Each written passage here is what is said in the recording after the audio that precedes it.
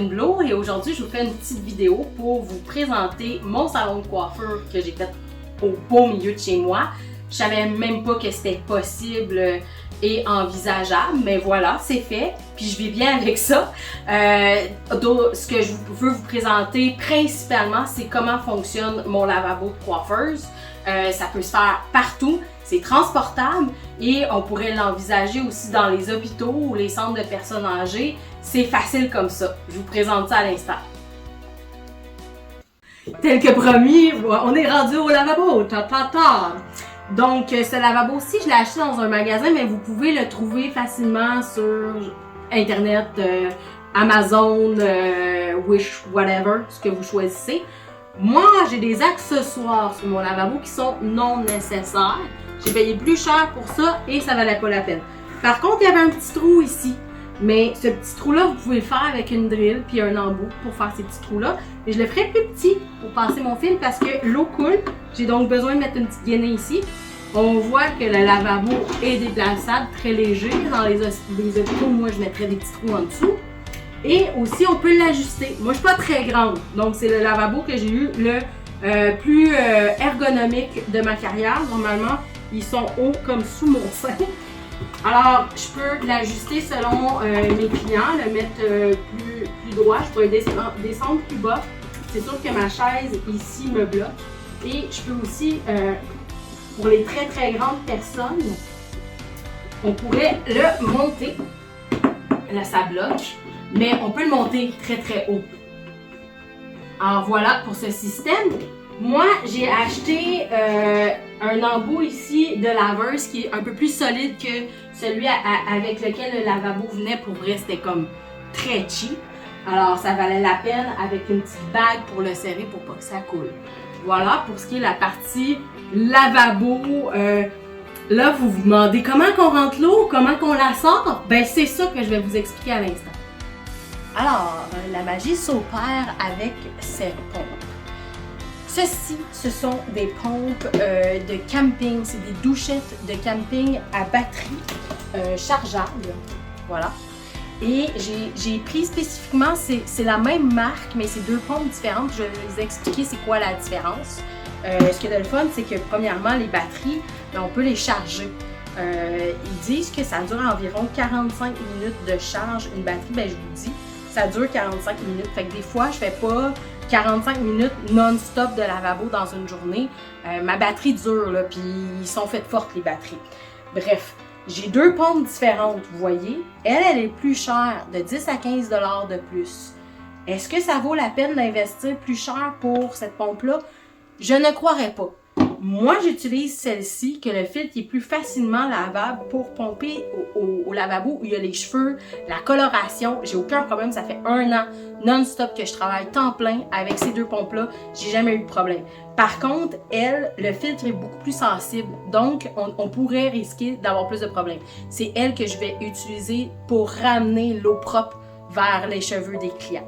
Alors voilà, c'est à propos, voici comment fonctionnent les pompes. Je vais vous dire ça à l'instant. Donc moi, je vais mettre cette pompe-là dans l'eau. Et bon, je fais pendre mes petites batteries comme ça pour qu'ils soient plus accessibles pour moi. Fait que c'est à ça que sert le 150 $ d'investissement de plus pour ça. Et je ramène ici le fil vers mon lavabo. Vous voyez qu'il est accroché comme ça ici.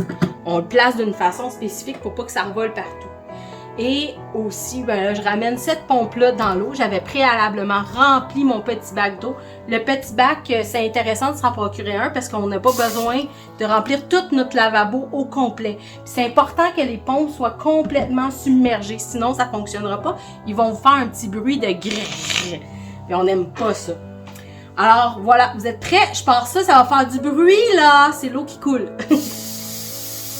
Pèse sur le bouton. Ah, le petit bruit que je vous avais dit, parce qu'elle a besoin d'eau. Encore. Ça s'en vient, ça s'en vient. Et voilà. Et voilà, l'eau sort, mesdames et messieurs. J'ai dû acheter ceci aussi, parce que les petits embouts qui viennent pas avec, c'était pas intéressant. Puis moi, j'aime ça avoir des bouchettes qui rentrent complètement dans ma main. Comme ça, je peux utiliser mes 2 doigts ici. Et là, je vais sortir l'eau. Attention, attention. Celle-ci, le branchement se fait toujours mieux et on peut voir l'eau qui ressort comme ça. Vous voyez? C'est sûr que là, moi, j'ai décidé de prendre un bassin en métal pour comme récipient de réservoir d'eau. Mais vous pouvez prendre le bassin que vous voulez.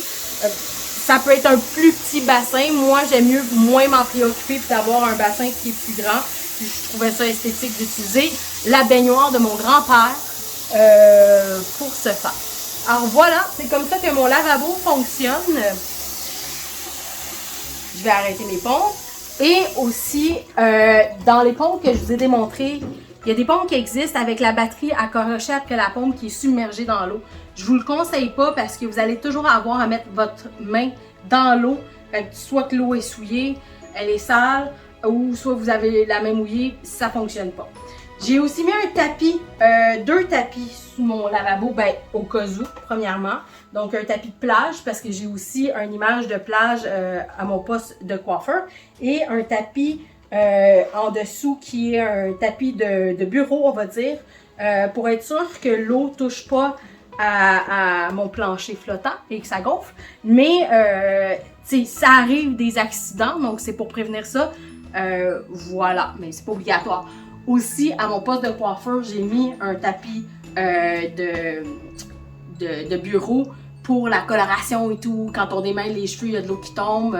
Voilà, c'est pour quand même protéger mon plancher qui est chez moi. La vidéo, je vais faire un petit tour rapide de mon salon pour vous montrer à quel point c'est facile, que c'est pas grand chez moi, puis c'est vraiment comme ça fonctionne. Ça me prend une chaise, j'ai mon petit tapis de bureau ici pour protéger. Vous avez vu la réflexion de la plage, donc les gens quand ils sont coiffés, ils se sentent à la plage. Et bien on recule vers le lavabo, voilà ça circule ici. Et ben mes shampoings sont à l'arrière. Aussi, on va retourner un petit peu derrière pour vous montrer mon petit setup de balai. Dash balayeuse, la balayeuse fait toute la différence pour les cheveux avec un passage de Swiffer une fois de temps en temps. Ça, c'est mon armoire de produits de revente. Je les vois pas, je suis bien contente de ça. Donc voilà, c'est comme ça qu'on conclut aujourd'hui. J'espère que vous avez aimé ma vidéo, qu'elle va vous aider. Si vous avez des questions, ne vous gênez pas. Et je vais tout faire pour mettre les vidéos, les liens en dessous de ma vidéo. Mais soyez conciliants, j'ai aucune expertise là-dedans. Donc ça se peut que ça ne fonctionne pas. Merci, au revoir.